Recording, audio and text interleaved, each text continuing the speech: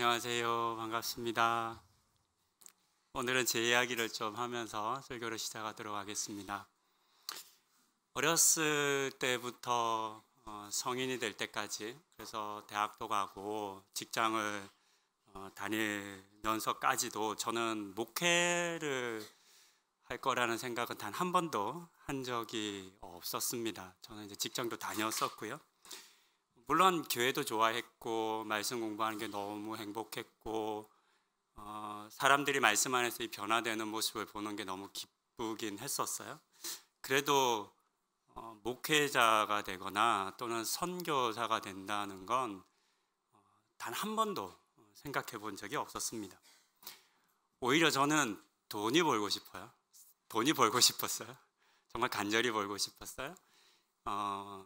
6명의 자녀를 부모님께서 너무 어렵게 키우셨고 가끔 제가 옛날 얘기를 하면 도대체 그 나이에 안 맞는 얘기를 자꾸 한다고 그러시는데 저는 고등학교 초 1학년 때까지 이제 큰형님께서 회사에 들어가셔서 회사에서 저에 대한 등록금 고등학교 학비가 나오기 전까지 중학교 때까지 계속 이제 이 공부비를 못 내서 복도에 서 있었거든요. 뭐 저는 한 달쯤 서 있다가 너무 힘들어서 집에 얘기하면 둘째 형이 야 나는 3개월째 서 있어 봤어 뭐 이렇게 얘기하시는 그런 어려운 좀 삶이 있었습니다. 그래서 대학을 입학하고 또 대학을 가지 못하고 동생들 때문에 일을 해야 했던 누나, 당시에는 여자들이 이제 대학을 가는 게 쉽지 않았기 때문에 그랬던 누나, 또 회사에 취업을 했지만 자기 삶에 대해서는 아무것도 하지 못하고 동생들 뒷바라지하느라 삶을 다 헌신하고 희생했던 형들, 그런 형들과 부모님을 보면서 빨리 사회에 나가서 돈을 벌어서 빚을 갚아야겠다 이런 마음이 사실 간절했었습니다. 그래서 사실 제 꿈은 딴 건 아니었고 그냥 빨리 취업해서 돈 벌자 그거였습니다. 실제로도 그렇게 살기 시작했습니다. 직장을 가서 일을 시작했고, 그런데 마음 한켠으로 그 말씀 안에서 교제하고 말씀을 배우고 나누고 또 뭐 가끔 다투고 싸우긴 하지만 그 속에서 삶의 변화를 이루어가는 그 경험들, 그때의 그 기억들이 이렇게 떠나지를 않는 겁니다. 너무 그 시간이 다시금 그립고 그 일을 그런 공동체 속에 있고 싶다라는 생각을 많이 했었습니다. 그래서 직장을 그만두고 선교 훈련을 받기로 했습니다. 처음에는 어머니께서 반대하셨고 형님들도 반대하셨는데 결국은 막내다 보니까 허락을 해주셨습니다. 선교단체 훈련을 받고 훈련을 마친 이후에 계속해서 이 단체에서 섬길 것인가 아니면 신학을 할 것인가 라고 하는 갈림길에 있을 때 그래도 언젠가는 신학 공부를 해야 할 것 같았습니다. 왜냐하면 신학 공부를 하지 않고 말씀을 해석한다는 게 그만큼 어렵기 때문에, 그래서 이왕 할 거면 좀 빨리 하자라는 마음으로 신학 대학원에 진학을 했습니다. 그때까지 이제 학교를 가고, 물론 예전 때 제가 설교 한번 했었지만 신학대학교 입학하고 제가 첫날에 자퇴하러 갔다가 못해서 휴학한 그런 내용들은 옛날에 말씀을 드린 적은 있습니다. 공부를 하는 것도 그렇게 쉬운 일은 아니었습니다. 신학을 공부하고 목회자가 된다는 것이 사실 그때까지도 무엇을 의미하는지, 그것이 어떤 삶을 말하는 것인지 저는 잘 알지 못했습니다. 지금 생각해 보면 알았더라면, 제가 어떤 삶을 살게 될 건지 알았더라면 선택 안 했을 것 같아요. 저는 저희 아이들에게 여러분 걱정 안 하셔도 되는 건 절대로 저희 교회는 세습 안 할 겁니다. 있을 수가 없습니다. 제가 싫습니다. 저는 제 아이가 목회자나 선교사 되는 거는 말리고 싶어요. 이 직업이 나쁘기 때문이 아니라 그 감당해야 할 삶의 무게와 고통이 제가 알지 못했기 때문에, 제가 경험한 바에 따르면 저는 못 시킬 것 같습니다. 학생 신학대학원을 다니면서 어쨌든 이제 공부도 하고 생활을 해야 되니까 보통 일반 뭐 수업을 받으면서 일을 할 수 없이 주말에 일을 합니다. 근데 대부분 다 신학을 하는 학생들은 전도사를 시작하잖아요. 그렇게 전도사를 했고 또 전도사를 하다가 부목사가 되었고 부목사를 하면서도 단 한 번 담임 목사를 할 것이다. 담임 목회를 하고 싶다라는 생각을 해본 적이 없었습니다. 그런 제가 6년 전에 높으다 하늘교회 담임 목사가 되었습니다. 지난 6년을 잘 이렇게 돌이켜보고 생각해보면 제가 어떠했나라고 할 때 떠오르는 한 가지 이미지가 있는데요. 그건 뭐냐면 이렇게 남의 옷을 입은 것 같은 느낌 있잖아요. 내 옷이 아니라 남의 옷 빌려 입으면 남들이 볼 때는 잘 어울린다고 말씀은 해주시는데 제 입장에서는 좀 안 맞고 불편하고 어려운 그런 느낌들 있잖아요. 그런 느낌을 저는 지난 6년간 느꼈던 것 같습니다. 물론 제가 오늘 여기까지 와서 이 자리에 서 있는 건 하나님의 은혜이고 하나님의 보이지 않는 손길입니다. 저는 하나님께서 저를 목회하도록 이끌고 부르신 수많은 그런 놀라운 일들을 경험했고 그래서 부인하지도 않고 이거 잘못됐다 그렇게 생각하지 않습니다. 하나님께서 저를 인도하신 건 분명한 사실입니다. 하지만 그렇다고 해서 힘든 게 안 힘들지는 않습니다. 그 얘기를 좀 드리는 겁니다. 무엇을 하든 처음 하는 건 다 힘듭니다. 여러분도 뭐든지 처음 힘들잖아요. 처음 운전면허 시험 보고 또 도로주행하고 할 때 얼마나 떨리고 힘들었는지 모릅니다. 요즘은요 잘합니다.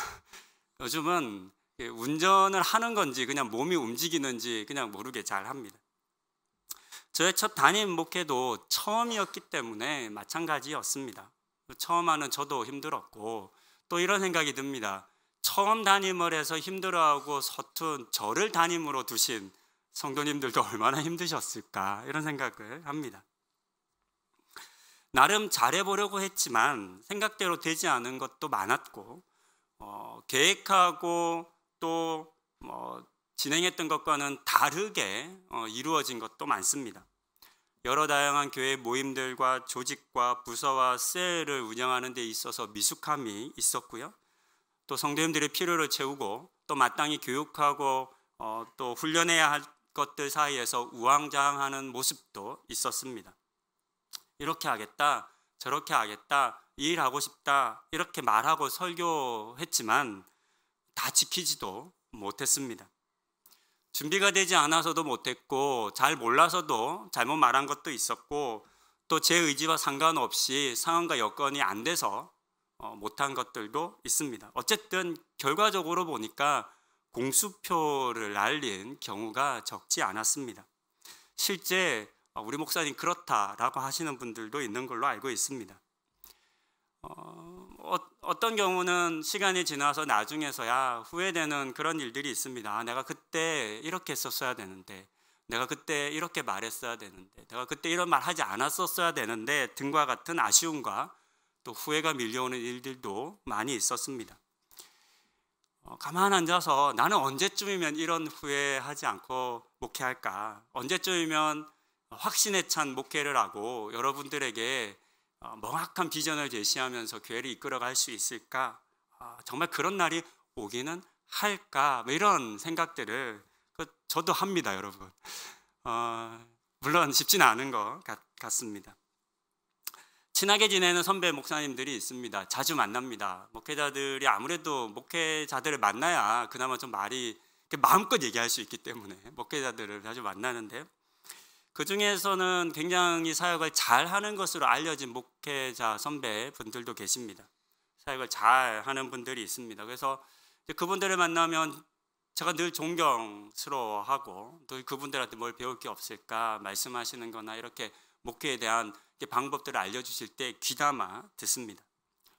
월요일 날 선교적 교회 운동을 함께하는 목사님들 8분과 우리 성석환 교수님과의 또 모임이 있었습니다. 이런저런 이야기도 나누고 계획도 세우고 요즘 교계에서 일어나고 있는 각종 일들에 대해서 의견도 나누는 시간을 가졌습니다. 그때 한 목사님께서 핵심 감정 발견하기라고 하는 심리 검사에 대한 이야기를 해주셨습니다. 인터넷 치면 나옵니다. 핵심 감정 발견하기.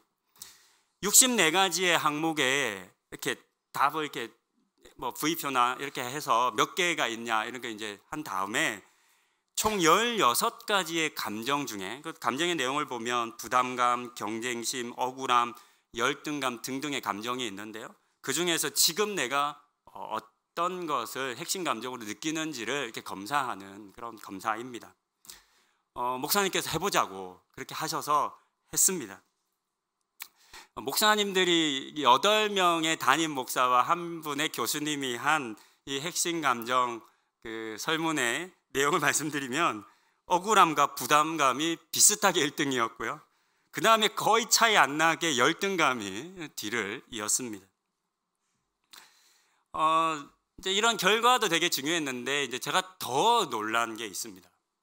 그건 뭐냐면 원래 이런 설문을 하면 9명이 했으니까 편차가 나야 하잖아요. 서로 좀 다른 감정들이 섞여야 하잖아요. 그런데요, 다 똑같아요. 목사님들이 다 똑같아요. 제가 앞서 그 모임 중에는 누가 봐도 사역을 잘하는 분으로 알려진 분이 있다고 말씀드렸습니다. 유명하신 분이고 인터넷 치면 나오고 뭐 특집 기사 같은 거 나오면 그분 교회 나오고 뭐 사역 나오고 하는 그런 분입니다. 근데 그분조차도 자신의 사역의 부족함 때문에 가슴 아파하고 부끄러워하고 힘들어한다는 결과와 또 이야기를 들을 때 되게 놀랐습니다. 아니 저처럼 이제 그 모임에서는 제가 나이가 뒤에서 둘째입니다. 아직도 저는 이제 어린 나이에 속하더라고요. 담임 목사님 모임에 가면. 아니 저같이 초짜 목사나 담임 얼마 안 하고 서툰 목사면 이해가 되는데 아니 나보다 10여 년도 더 연배가 높고 담임 목사면 20년 넘게 하신 분이 저러면 어떡하지? 아니 저분 안 그러실 것 같은데 이런 이제 생각을 하면서 놀랍게 보았습니다. 그래서 한편으로는 이상하다 라고 느끼면서 한편으로는 또 위로가 되는 거 있잖아요. 그게 묘하더라고요. 저분도 그러시구나. 뭐 이런 생각을 했습니다. 많은 목회자들이 자신의 부족함 때문에 힘들어하고 부끄러워합니다. 제 마음속에는 가끔 이런 생각을 합니다. 나 아닌 다른 은혜로운 목사님이셨더라면, 담임 목사님이셨더라면, 지난 여름 수련회 때 오셨던 우리 서성환 목사님 같은 목사님이셨더라면 우리 성도님들 훨씬 더 은혜로운 설교 듣고 교육받고 훈련받고 상담받으면서 사랑받으며 지내실 수 있었을 텐데 신앙 성장도 많이 이루실 수 있었을 텐데 나같이 초짜 목사 만나서 받아야 할 은혜를 놓치는 거 아닐까 뭐 이런 마음 때문에 죄송하고 또 두렵기도 한 그런 감정도 가끔씩 느낍니다. 제가 이런 저에 대한 이야기를 나누는 것은 조심스럽지만 예수님의 제자들도 초대교회 때 이와 같은 감정을 느끼지 않았을까라고 하는 생각 때문입니다. 다른 사람 보기에 예수님의 제자들은 성령의 권능 가운데 사로잡힌 참 놀라운 사람들이었습니다. 감히 범접할 수 없을 것만 같은 그런 사람들이었습니다. 하지만 그들도 내면의 혼란과 실패로 인해서 고통스러워하고 부끄러워하는 사람이었음을 우리는 생각해 볼 수 있습니다. 오늘 본문인 사도행전 6장의 초대교회 사건을 보면서 제자들도 그랬겠구나라는 생각을 해보았습니다. 초대교회는 이전과는 전혀 다른 낯선 새로운 공동체입니다. 회당도 있고 여러 많은 종교와 단체 모임들이 있어 왔겠지만 믿는 사람들이 유무상통을 경험하고 성령의 하나 되게 하신 그 하나됨을 경험하는 이전에는 없었던 새로운 공동체였습니다. 많은 은혜를 받았습니다. 그래서 사람들이 그 은혜 안에 거하기 위해서 수많은 사람들이 자기 발로 교회를 찾아오는 그런 역사가 있었던 곳입니다. 그런데 얼마 지나지 않아서 초대교회는 갈등하고 다투게 되었습니다. 수많은 갈등과 다툼이 초대교회 가운데서 발생했습니다. 그리고 그런 일이 일어나자 초대교회 성도들은 자신들이 겪는 이 갈등과 어려움 앞에 자신들을 이끌고 있던 예수님의 제자들에게 원망을 보내기 시작합니다. 살펴보면 이들의 원망은 당연한 것이기도 합니다. 왜냐하면 제자들이 헬라파 과부들을 구제함에 있어서 소홀함이 있었기 때문입니다.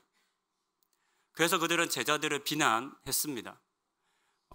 우리가 뭔가 교회에서 일어나거나 또는 모임 가운데 불만이 있거나 원망이 있으면 저 원망이 있어요 라고 얘기하지 않잖아요.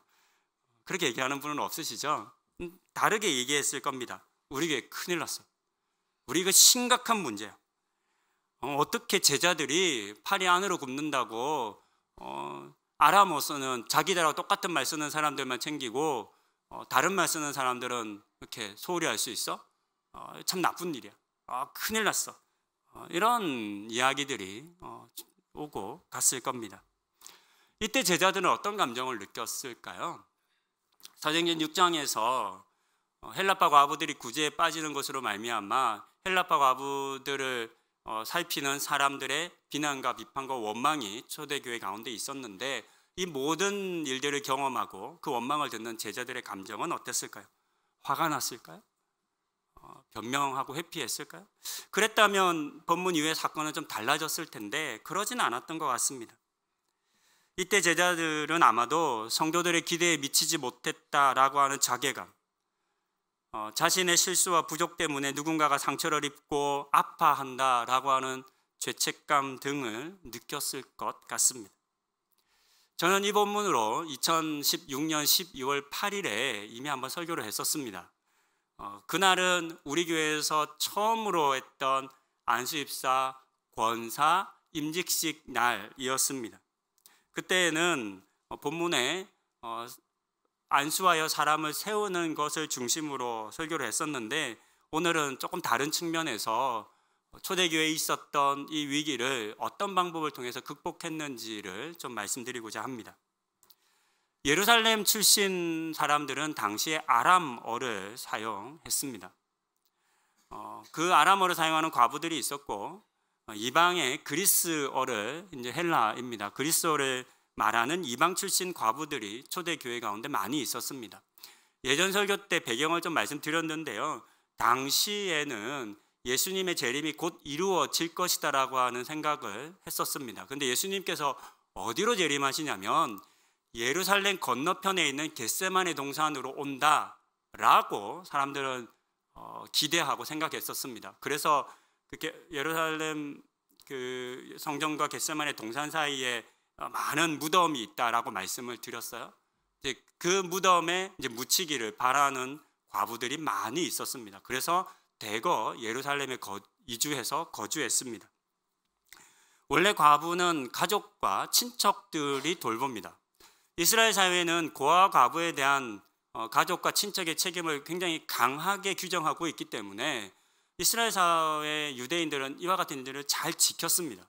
그런데 우리가 사도행전이나 요한복음에서 보듯이 예수를 믿으면 유대교로부터 출교됩니다.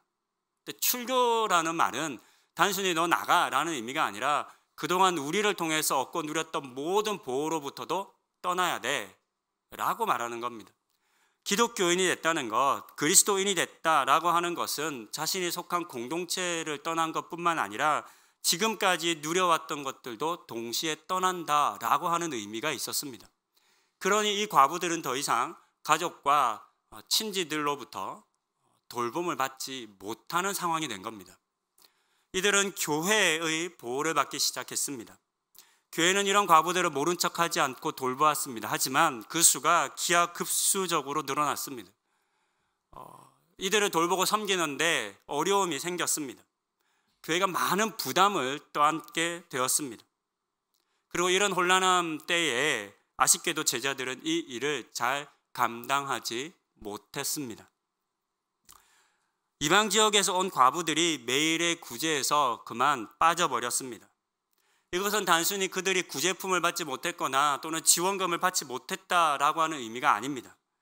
제자들로부터 받아야 할 관심과 사랑과 위로와 격려와 같은 돌봄을 받지 못했다라고 하는 의미입니다. 때문입니다. 본문이 말하는 소외됨은 정서적인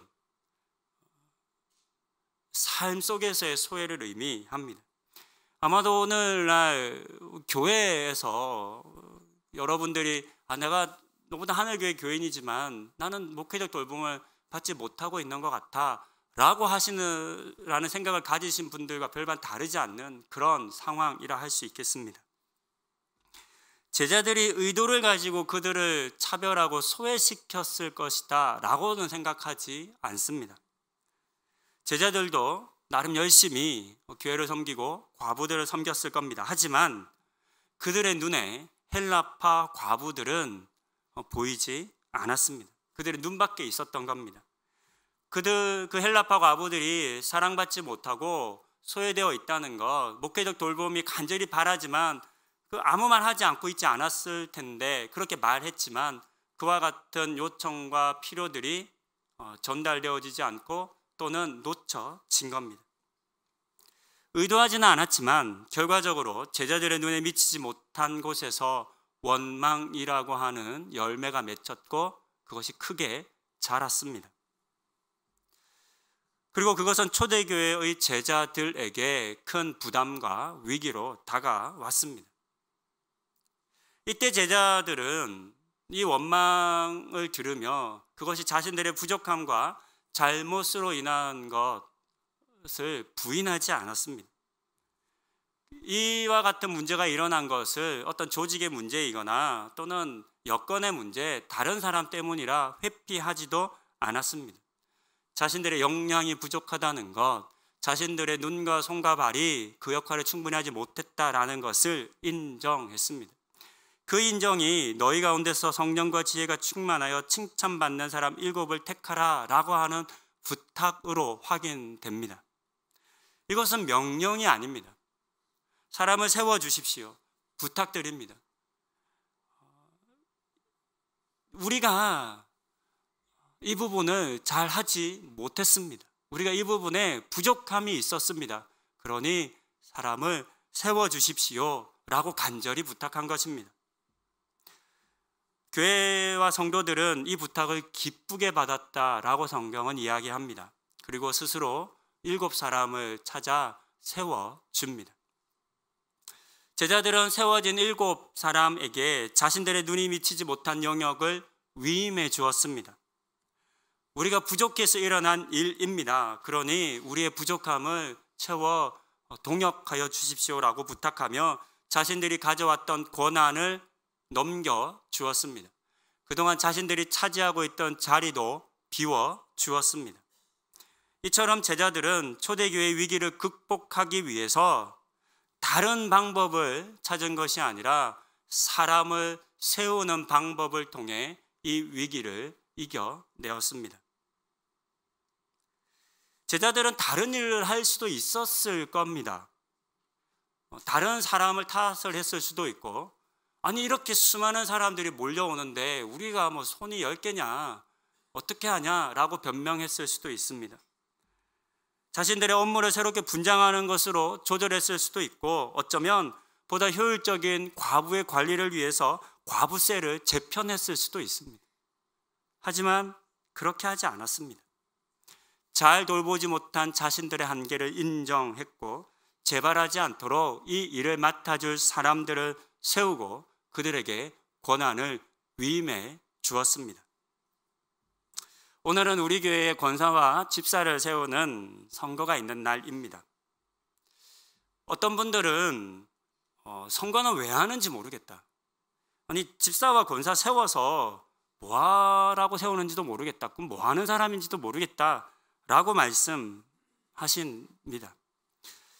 이 질문에 부족하지만 제 생각을 좀 말씀드리고자 합니다. 집사와 권사를 세우는 이유는 목회자들의 섬김과 봉사만으로는 부족하기 때문입니다. 일부러 저희가 성도들을 소외시키거나 등한시한 것은 아니겠지만 여러 곳에서 빈틈이 생기기 때문입니다. 이를 극복하기 위해서 우리도 많은 노력을 합니다. 조직도 개편하고 교역자들의 업무도 재배치하고 목회자들을 교육하고 훈련하고 다짐해서 세임내어 열심히 섬기도록 합니다. 이런 일도 물론 해야겠지만 그럼에도 불구하고 목회자들의 시야가 미치지 않는 곳이 미치지 못하는 것이 있을 수밖에 없습니다.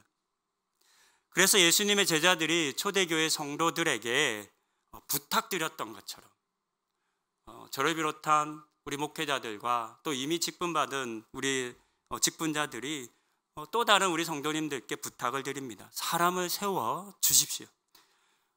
저를 비롯한 우리 목회자들이 여러모로 부족하겠지만 그런 저희와 함께 하나님 나라와 교회와 성도를 돌보고 살피는 이 일에 동역자가 되어 주십시오. 목회자와 장로와 권사와 집사가 어떤 관계를 맺어야 할지, 또 어떻게 역할을 나누고 또 어떻게 섬겨야 할지가 아직 명확하지가 않습니다. 이 부분도 우리 교회에는 시행착오 속에 있습니다. 아니 아직도 교회가 그래? 아니 10년이나 됐는데 아직도 그게 잘 안 돼? 라고 반문하실 수도 있겠지만 우리 교회는 이제 장로 선거 2번 했고 오늘이 안수집사 권사 선거도 2번째인 교회입니다. 장로님들 세워진 지 4년, 이제 5년 차이고 안수집사 권사님들 이제 3년 차 지나고 있습니다. 불과 얼마 되지 않았습니다. 직분자들의 역할에 대한 전통적인 정의가 우리 교회에는 좀 맞지 않는 부분들이 많이 있습니다. 역사가 오래된 교회라면 오랜 시간 동안 세워진 원칙과 역할의 규정 등이 암묵적으로 우리 안에 있겠지만 우리 교회는 좀 그렇지 못한 면이 있습니다. 그래서 역할과 책임에 대한 서로 다른 생각과 기준들, 이전 교회에서의 경험들이 아직은 서툴게 충돌하고 있습니다. 이런 혼란도 물론 우리가 당연히 극복해야 할 혼란입니다. 과제입니다. 하지만 그렇다고 해서 이런 혼란 때문에 교회와 성도를 섬기는 사람 세우는 것을 포기할 수는 없습니다. 오늘의 사도행전 6장의 본문은 원망으로 시작해서 기쁨을 지나 하나님의 은혜로 끝이 납니다.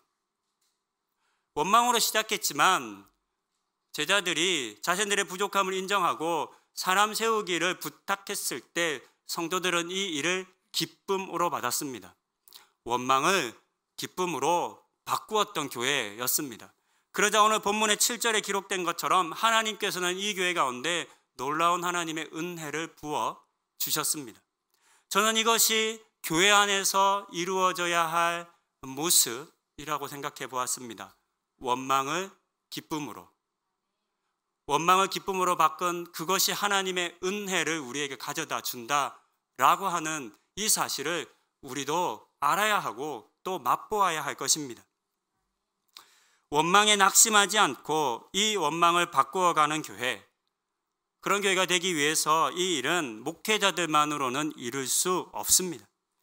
이 일을 위해서는 우리 모두가 필요합니다. 저는 오늘 투표하실 때 하나님, 우리 교회의 사도행전 6장에 기록된 초대교회의 은혜를 허락해 주십시오.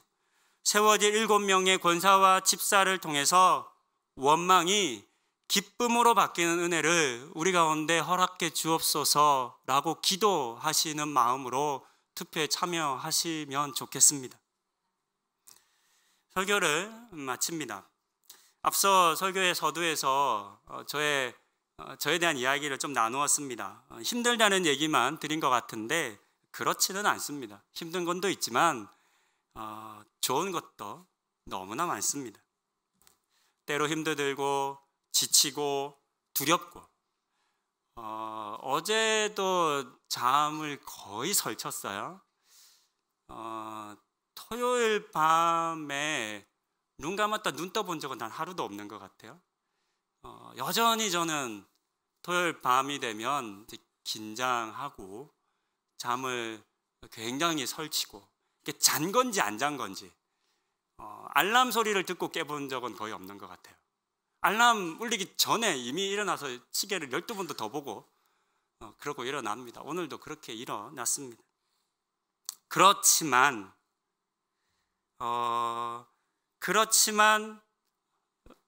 목회를 하며 여러분을 만나며 행복한 것, 말씀이 우리의 관계를 새롭게 하는 것, 우리 가운데 부어주신 하나님의 은혜들, 하나님의 나라가 이루어지는 것들을 볼 때 얼마나 행복한지 모릅니다. 높은 데 하늘교회는 이전의 다른 교회와는 조금 다른 교회입니다. 마치 초대교회 같습니다. 새롭고 낯선 교회입니다. 전통적이고 관행이라고 하는 오래된 옷을 벗고 새로운 옷을 입으려 하는 교회처럼 저는 느껴집니다. 그래서 갈등이 있습니다. 오래된 옷을 벗는 갈등, 원하지 않기 때문이죠. 새로운 옷을 입는 갈등, 원하지 않는 옷, 그 옷이 제가 원하지 않는 옷일 때 성도님들이 그런 어려움을 겪을 수 있습니다. 이런 갈등이 때로는 원망이 되기도 합니다. 이런 원망 속에 서로 지치기도 합니다. 하지만 조금 더 생각해 보면 그래서 재미있는 교회입니다. 그래서 너무나 행복한 교회입니다. 하나님께서 우리 교회를 어떻게 인도하 가실까? 우리 교회 성도들은 이 많은 갈등을, 그래서 이 갈등이 원망이 되고 이 원망을 어떻게 풀어갈 것인가? 하나님께서 우리 가운데 은혜를 주셔서 높은 하늘교회는 이 원망을 사도행전의 초대교회와 같이 기쁨으로 바꾸는 교회를 우리에게 도전하시는 것이 아닐까, 이런 생각을 해봅니다. 제가 어디를 가면, 어느 교회를 가면 우리 교회 같은 교회를 섬길 수 있을까를 생각해 본 적이 있습니다. 여러분이 저를 청빙해 주시고 재신임해 주셔서 제가 교회를 섬기는 기회를 얻었는데, 또 뭐 상황과 여건에 따라서 제가 교회를 또 옮길 수도 있는 일이잖아요. 근데 제가 교회를 옮기면 우리 교회 같은 교회를 만날 수 있을까, 섬길 수 있을까, 자신이 없어요. 그래서 제가 이런 생각을 합니다. 제가 참 큰 복을 받은 사람이다라는 생각을 합니다. 정말로 그렇게 생각합니다. 하지만 제가 큰 복을 받고 제가 높은 하늘교회에서 사역할 수 있는 기회를 얻었다 하더라도 저는 여전히 부족한 목회자라고 하는 사실은 변하지 않습니다. 저를 비롯한 저와 함께 동역하는 우리 교역자들도 마찬가지입니다. 저에게 미숙함이 많습니다. 원하지 않지만, 의도하지 않았지만 헬라파 과부들이 소외된 것과 같은 그 소외가 여전히 우리 교회 가운데 일어날 것이고, 그 소외와 아쉬움이 원망으로 이어질 것입니다. 하지만 이 원망을 우리 교회를 섬기는 목회자들과 이미 세워지신 장로님, 권사님, 집사님들, 그리고 또 앞으로 세워질 권사님과 집사님들, 그리고 한 마음으로 교회를 섬기고 교회를 위해서 기도하시는 이 자리에 함께한 모든 성도님들을 통해서 이 원망을 기쁨으로 바꿀 줄 아는, 바꾸어가는 그런 교회에 대한 소망을, 기대를 저희가 함께 품었으면 좋겠습니다. 이 일이 얼마나 기대되는지 모릅니다. 7절에 보면 하나님께서 이 교회 가운데 부어주신 놀라운 은혜가 있습니다. 원망만 하다가 교회를 그만두고 싶지도 않고, 이 원망을 기쁨으로 바꾸는 엄청난 갈등만 하다가 교회를 멈추지도 않고 싶고, 바라기는 저와 우리 모든 성도님들께서 원망을 기쁨으로 바꾸고, 그래서 하나님께서 우리 가운데 부어주시는 은혜를 맛보고 경험하는 분들이 다 되실 수 있기를 소망하며 권면드립니다. 기도하시겠습니다. 초대교회를 섬겼던 예수님의 제자들은 참 뛰어난 사람들이었지만 구제하는 일에 서툴렀던 것 같습니다. 의도하지 않았지만 다 살피지 못해서 소외된 과부들이 있었고 그 일로 말미암아 원망을 들었습니다. 하지만 신실한 사람들을 세워서 원망을 기쁨으로 바꾸는 것을 오늘의 성경 말씀은 우리에게 들려줍니다. 하나님, 이 은혜가 우리 교회에도 임하게 하여 주시옵소서. 오늘 저희는 권사와 집사를 세웁니다. 하나님께서 택하여 주신 이들을 통해서 우리 교회에 가득한 원망을 기쁨으로 바꾸어 주옵소서. 우리가 오늘의 선거를 기쁨으로 감당케 하여 주시옵소서. 이 모든 말씀 예수님의 이름으로 기도드립니다. 아멘.